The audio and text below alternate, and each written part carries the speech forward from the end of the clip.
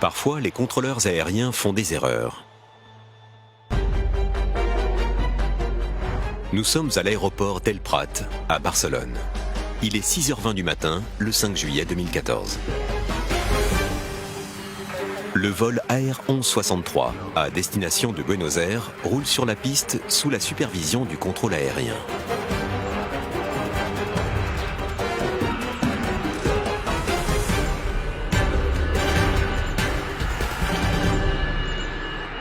La réaction rapide du pilote de l'avion s'apprêtant à se poser a probablement évité l'un des pires accidents d'aviation de l'histoire récente.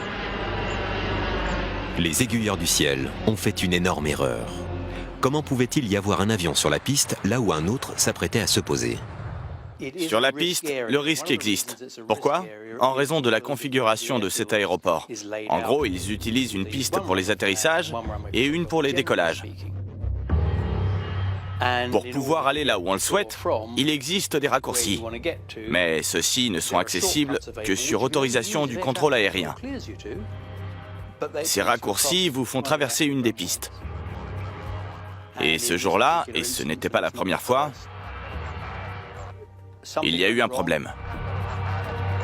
Les enquêteurs, s'intéressant à cet incident, découvrent que la piste numéro 2 ferme tous les jours à 7h du matin. C'est à ce moment précis que les équipes de contrôleurs aériens tournent. L'équipe de jour remplace l'équipe de nuit.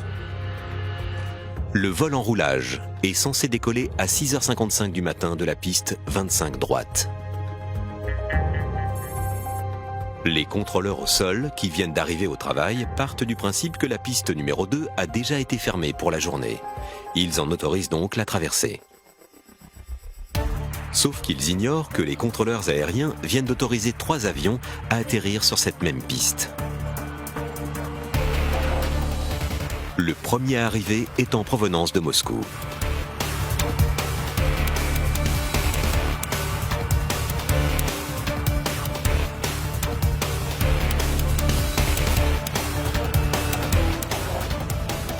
Le pilote russe n'est qu'à 60 petits mètres de la catastrophe. Son instinct prend le dessus et il décide de remettre les gaz. Au cours d'une approche, lors d'un atterrissage, on se dit toujours qu'il pourrait se passer quelque chose qui nous forcerait à remettre les gaz, ce qui, dans le jargon des pilotes, signifie interrompre l'atterrissage et s'éloigner.